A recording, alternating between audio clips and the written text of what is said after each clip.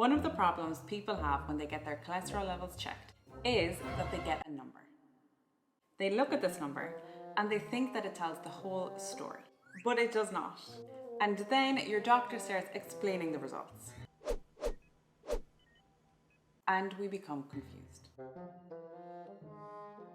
But it is important to know and understand these numbers, because there are different types of dietary strategies that you can use to target each, rather than just relying on your general cholesterol lowering advice. So in this video, I'm going to break down everything that you need to know about your individual cholesterol results. If you're new here, welcome. I'm Maria and I'm a board certified dietitian in Ireland and Bermuda. And I'm here to help you understand nutrition and find a way of eating that works for you. Also, this is part of a cholesterol and heart health video series. So be sure to check out the other videos, which I'll link below.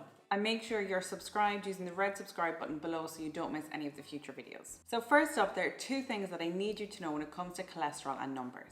Firstly, the numbers by themselves are not enough to predict your risk of heart problems. They are just one part of a larger equation that includes your age, your smoking status, your gender, your blood pressure, and other risk factors. The more risk factors you have, the higher at risk you are of a heart attack or a stroke. And secondly, cholesterol numbers are important from a very young age. Do not wait until you're in your 40s to start caring about your cholesterol. We know that LDL cholesterol has a cumulative effect. So the risk not only relates to how high it is, but also the length of time that it's left elevated. And we have seen blood vessel damage in children as young as 10 years of age. And without trying to bore you too much with facts and figures, 29% of 25 to 34-year-olds and 45% of 35 to 44-year-olds have high cholesterol. So if you don't think that this relates to you, you could be wrong. When our cholesterol is high and when it remains high, it can create plaque on our blood vessels. We can go back to some school day biology classes, but arteries are blood vessels that carry oxygen around the body, to your heart and to your brain. Think of tiny little pipes delivering oxygen. And if the pipes become narrow, it's harder for the oxygen to move around. And if the pipes get completely damaged and blocked, you can cut off the oxygen supply. So if this happens on the way to your heart, it can cause a heart attack. And if it happens on the way to your brain, it can cause a stroke. And heart disease is the biggest cause of death worldwide, worse than cancer and diabetes. And one of the best ways to prevent this is to keep your cholesterol levels in check, starting from now. So cholesterol is a type of fat in our blood. And our bodies need a certain amount, so it's not all bad. Our bodies actually make it. However, sometimes the balance goes wrong, and there is an increase in blood cholesterol. This may result from inherited problems, so it's genetic, running in your family, and you can blame your parents for this, or it's from eating too much of the wrong foods. So first up, we have total cholesterol, and this is the one that most people look at and they just stop there. But it doesn't give us a great picture when we look at it on its own. As the word suggests, it tells us the total amount of cholesterol in our blood, but we don't know what it's made up of or what the quality is. Now, it's still helpful to look at it for an overall picture, but you need to be looking at the rest of the results too. So let's start with the positive, which is our HDL cholesterol. And a great way to remember this is to think H for helpful and H for high. So HDL is the cholesterol that you want to keep high because it's helpful. It's our good cholesterol. And it's good because it can chip away at the bad, sticky cholesterol, and it can remove it. And it's also anti-inflammatory. So naturally, as you would expect, having high HDL is associated with a reduced risk of heart disease. Then we have LDL cholesterol, so think L for lousy and L for low. We want to keep it low because it's lousy. And it's known as the bad cholesterol because it sticks to the artery walls, forming this fatty plaque causing the arteries to narrow. And this narrowing is what reduces the blood supply to your heart and to your brain, which, as I mentioned, can lead to the heart attack or the stroke. And sometimes this will also be called your non-HDL cholesterol. Triglycerides then are another type of fat in our blood which is affected by what we eat and drink. And they are also a type of bad sticky fat that can contribute to the narrowing of the artery walls and increasing your risk of heart disease. So we want to keep these low too. And it's important to note that triglycerides can be high in diabetes, obesity, kidney disease, with an underactive thyroid and with too much alcohol.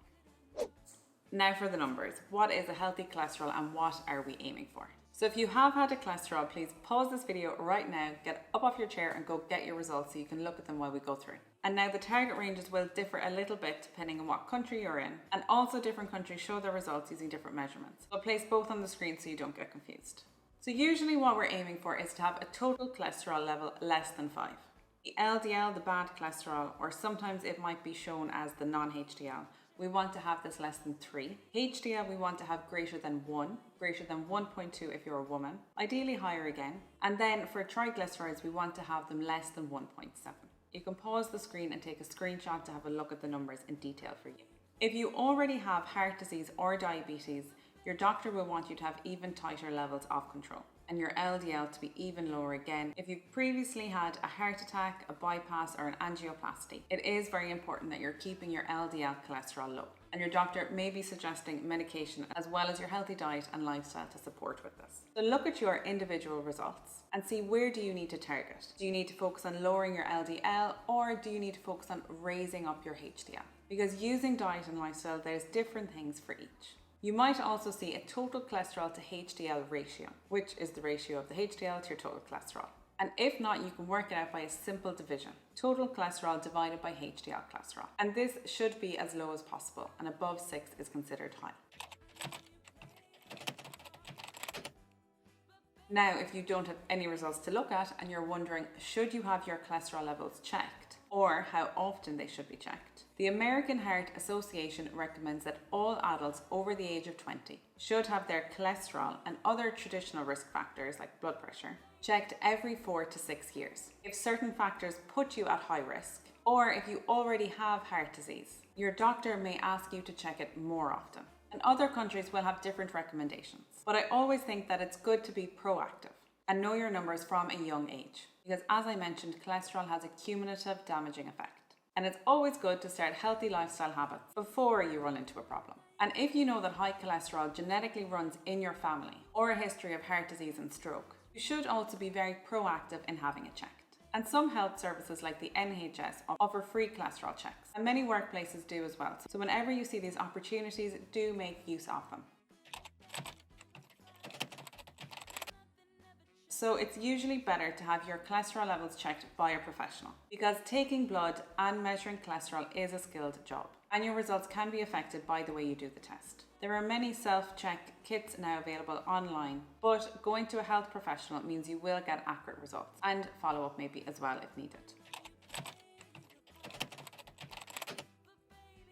Cholesterol and triglycerides naturally rise during pregnancy, as they're needed to make hormones and for the growth and development of the baby. So cholesterol tests are not helpful during pregnancy, as they can't give a true picture of the mother's cholesterol readings.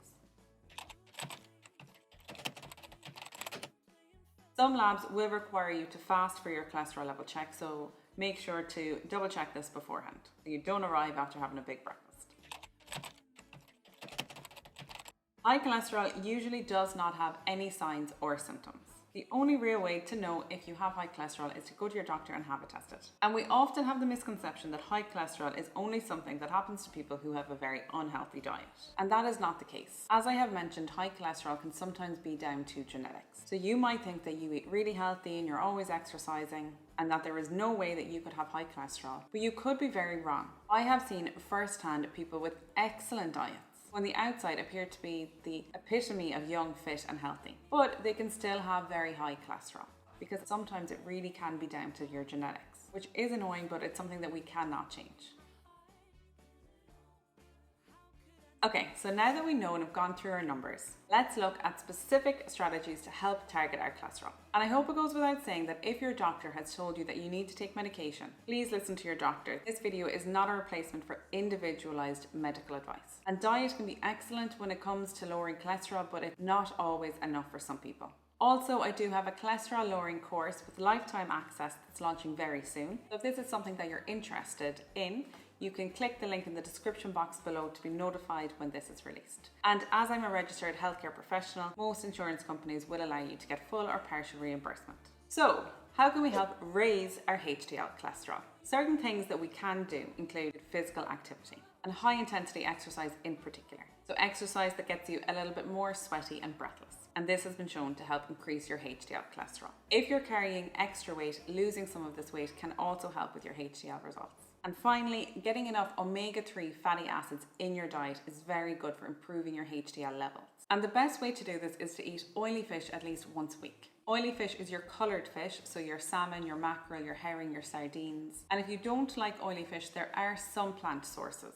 but they are really not as good as the oily fish. I'll be covering this in depth as part of another video in this heart health series. But the plant-based sources are chia seeds, walnuts, flax seeds, hemp seeds, and rapeseed oil. And there is no evidence for omega-3 supplements impacting your HDL or your LDL. So looking at things that can help to lower the LDL cholesterol. Exercise again, but this time resistance exercise has been shown to be particularly helpful for lowering the LDL. But really, a combination of all types of exercise is going to be good for your heart health. Again, losing some extra weight if you have weight to lose, and limiting saturated fat and trans fats is a big one. And I will have a full video on how to do this. But this will make a really big impact. You also want to be limiting takeaways and processed foods and refined carbohydrates. You also want to increase your intake of the 4 ultimate cholesterol lowering foods. And if you're trying to lower your triglycerides, you particularly want to be cutting back on sugary foods and alcohol. You want to be increasing your activity, and again, you want to be limiting your saturated and trans fats. And there is some evidence here for omega-3 supplements when it comes to triglycerides. So that can be an option if you don't eat fish. Now, hopefully this video has helped you understand your cholesterol readings and has given you some insight into the areas that you need to focus on. Keep an eye out for my next video in this series, where I'll go into more in-depth information about the saturated fat, the trans fat, the ultimate cholesterol lowering foods, as there is a lot of dietary strategies that can make a really big difference to your cholesterol. And if you enjoyed the video, please give it a like and make sure that you're subscribed. And I'll leave the link in the description box below for my cholesterol lowering course, if you're interested in being notified when it's released. But thank you so much for watching, and I'll see you next week.